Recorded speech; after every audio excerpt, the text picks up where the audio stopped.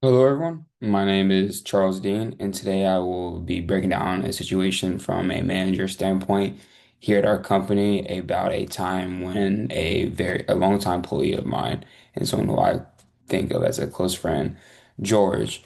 George, one of these days had came in to talk to me about a situation where he was felt vulnerable and he felt comfortable enough to come and talk to me, and I want to say thank you to George for being so trustworthy and allowing me and being trusted into me for taking care of this information and coming to me for guidance. So kind of to break down the situation, George and his wife came across an incident where their 15-year-old daughter was pregnant. And despite the situation, what may have happened, George came to me looking for advice and guidance and what, not necessarily what I would do, but kind of just someone to talk to. Here in my time being a manager and even someone who's gone through experiences when it's come to mental health, when it's come to not knowing what to do, just talking with someone helps out a lot. And so the situation where they were in was George's wife comes with this idea of possibly terminating the baby, or in other words, getting an abortion. And so we come to this agreement, not this agreement, but we come to this discussion where George doesn't know necessarily what to do, but the wife thinks that she is too young and it would be in their best interest to undergo an abortion surgery. So, and in today's uh, discussion, kind of talking about from my perspective, how I would attend the situation. So first, I would like to talk about how I'm a Christian man. I've been a Christian all my life. I was baptized in the Catholic Church, and I believe I hold strong values in Christian faith. So with that being said, when George comes and talks to me, I feel like this is like in the introduction period. I would welcome him in warmly as I would do anyone else, and I would like to acknowledge his courage in sharing something so personal that could be as that is extremely hard to do. And just to know that he's not alone in this situation, that he doesn't have to fight alone, that he doesn't have to do this, that me, God, the Holy Spirit, and all that, and all of us are there to help him and guide us. So listening, showing empathy, the importance of hearing him first, not only him, but his heart, hearing, trying to understand where he's coming from, because I don't, I can't understand where he's coming from because I'm not in the situation, but just showing him that I'm listening and that I'm not being judgmental or anything is something that I is only as a manager, as a friend, and someone trying to help him is something that's the best thing I can do. And so to start off with that, I would like to reference Psalms chapter 139, verse 13 through 16, where when we talk about God forms life in the womb and each person has value. I would kind of talk to him about from a Christian perspective that life is extremely special and life is something that we can't take for granted, despite of the uncertain circumstances that may happen in this world through various experiences.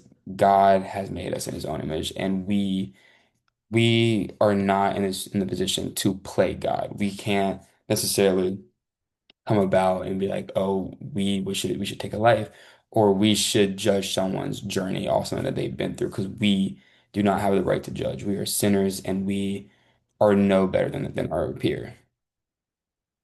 Then I would like to move forward onto the practical wisdom of the situation. I'd like to acknowledge the pressures, the failing reputation, the fear, the future, the financial strain, that a lot of this comes. It's not just a right now situation. This is a lifetime situation. This is something that will be with you for an eternity. And so kind of reminding him that this is something that will be with you and not just right now.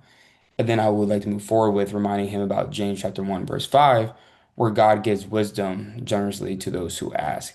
I would like I said, he's coming to me, so hopefully I would want God to work through me and to give me the opportunity and the wisdom to help George's situation, which then I bring about from our book with Raymond Wong in our book, where the consequences matter but can't overturn God's moral order. That abortion may seem like a solution, but it violates a deeper principle. Like I said, abortion I feel like comes to a point where we are trying to act as God, or we try to act as something that's not necessarily in our on our behalf. I feel like that is something that we as humans are not given the responsibility to take care of, that our paths are in the hands of God and that we shouldn't try to act as such.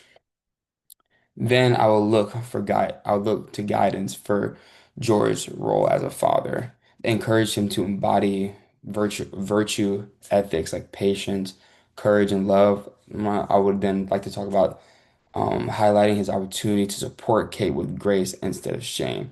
Like I said, this is a long-term situation. This isn't something that comes about right now and is forgot about. I believe while keeping the baby this sacred life, this gives him the opportunity to grow closer with his daughter Kate and to show her what life is like when raising someone of your own. I would then like to stress that leadership in a family is like leadership in business. It requires integrity, modeling virtues, not just decision making right now. And getting towards the end, I would like to talk about the encouragement and hope I would like to bestow on a George. I would like to reassure him that while this feels overwhelming, like I said, he's not alone. But God and his community can support him. That whether it might feel like the world is on his shoulders and everything is going in the wrong direction, I like to encourage him that it's not.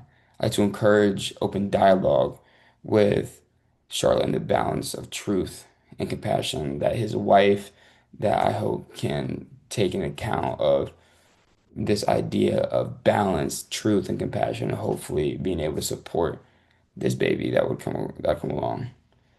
And then I would like to close with this idea of hope. God can redeem even the hardest situations when we follow his wisdom and love. And so to wrap things up, I like to summarize with this notion that life is sacred. God offers wisdom, and George's role is to lead with love. And I will walk in offering ongoing support, talk to him about it. I will be there every step of the way, and that no matter what, he is not alone. And to finish things off, I would like to finally go back to one of our readings where he talks about where Ray and Wong talk about the point out that ethics in business and life is not merely about rigid rules, but about living in community. George is part of the community. We here at the business are all community, and I hope everyone here feels like family and can be trusted with one another.